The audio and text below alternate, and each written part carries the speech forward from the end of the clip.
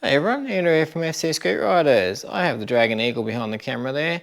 Now I know a few of you guys have been asking about when am I going to get the settings video out on the scooter.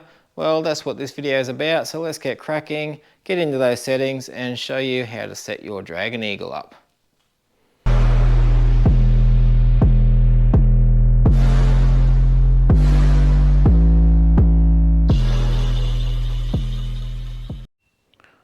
Okay, let's turn this scooter on.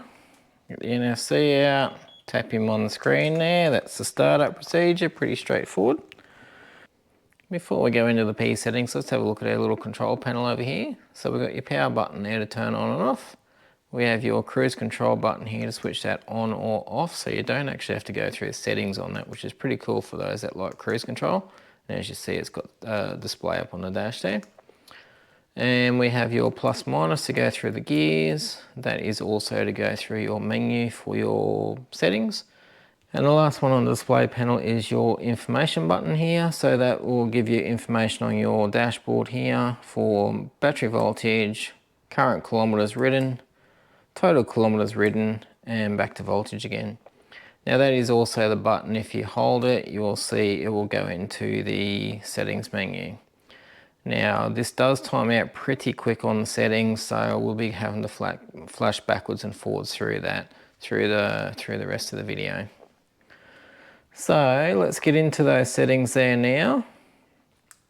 So to go through your P settings, you've got your up and down button there to cycle through, so you can go up or down through each P setting. And the parameter for the P setting will be down here. Don't worry about that little one, that's just your dual motor one there.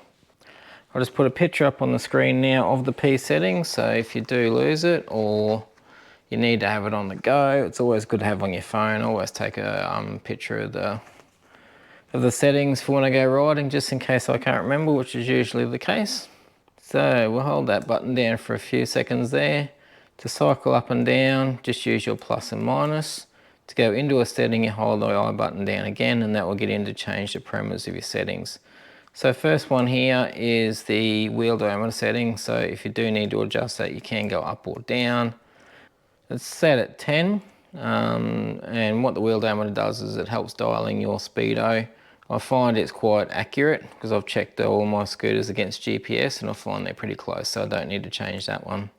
P01 is your under voltage protection, so this is the lowest that the scooter can go down to before the scooter will cut off, saving your battery.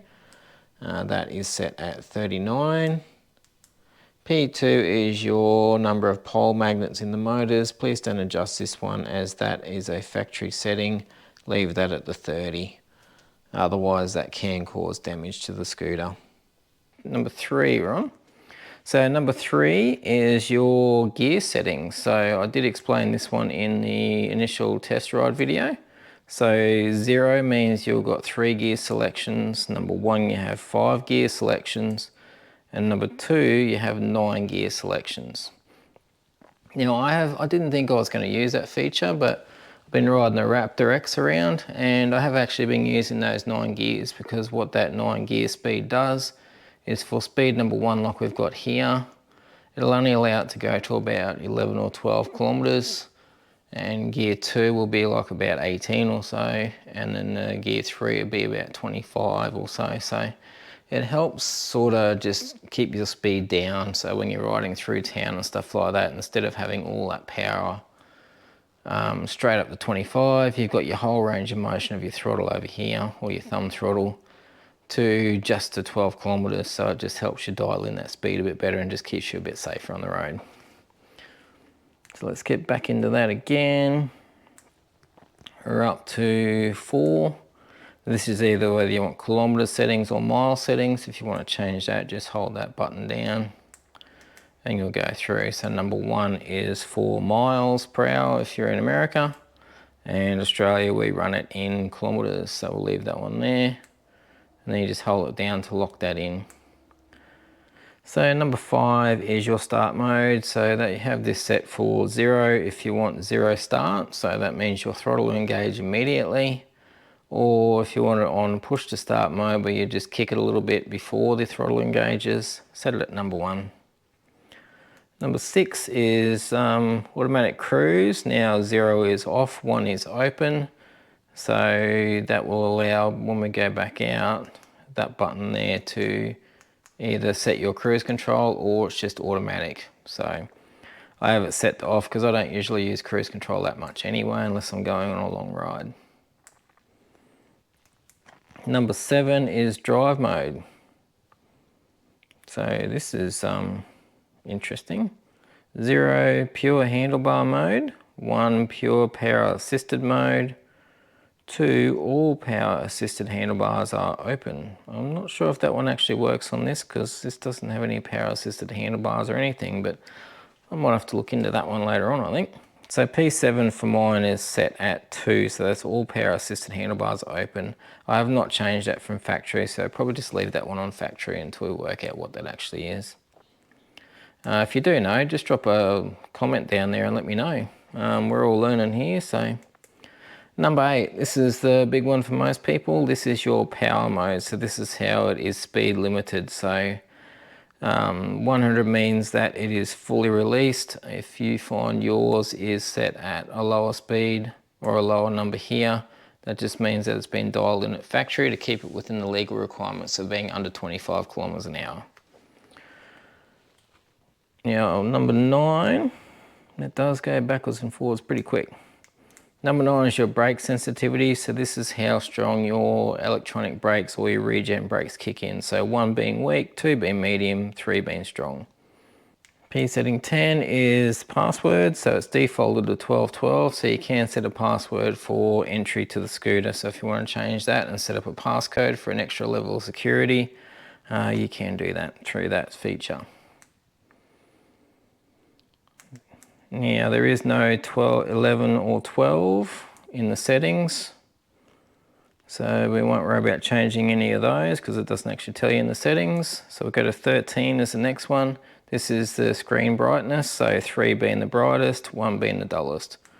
If we want to check that out, we'll just go through that. So 2, 1, yep. I've left it up at 3. I find that to be quite good outside. Hold the I button down to lock that in. There's no 14 in the manual, so leave that one alone. 15 is the start intensity. This is how hard you want your throttle to kick off on the start. So I've got this set up at 5, that's its highest, 0 being its lowest. So if you're new to scooters, you can set it down lower. It just gives you a lot less power when you take off and just keeps it a little bit less jerky too, so it's good when you're learning. Yeah, we'll see parameter 16 and 17 are not in the manual, so leave them open or leave them unchanged, sorry. P18 is your timeout, so when your scooter's sitting idle, it's your screen timeout. That can be set from 1 to 10 minutes. As you see there, mine's set at 5 minutes. P19 is the display speed proportional adjustment. Another one I'm not sure of, so we'll look into that one as well. It's defaulted to 100, so just leave that one. If you're not sure what these settings are, don't touch them. And this is your main battery voltage. P20 is your battery input voltage. So this is the 48 volt system, so that needs to stay on 48. If you do change that, you will have troubles with your charging. So if you see that set at, let's go back in that. If you see that set at any one of those, either 36 or 24, it's only going to charge up to that voltage. So your battery's not going to be full. So leave it at 48 and lock that in. So that's everyone, that's the P settings on the Dragon Eagle. I hope that was all pretty easy to understand. If you have any questions, just drop them in the comments and I'll try and answer them. And I'll do my best to find out what those other settings are that I'm not sure of there. All right, thanks for watching everyone. Oh, one more thing. Coming up in a future video, I'm gonna have a little bit of a upgrade on the old Dragon Eagle. We have some shock absorbers. So some coil sprung shocks. Now these are upgraded shocks to handle a bit more heavier off-road use, so we'll probably be chucking them in a future video and then taking it off-road and giving it a bit of a test. But before that, I'll do a baseline test with the standard shocks, so keep an eye out for that one. And that's it now, everybody, so we will See you in another video.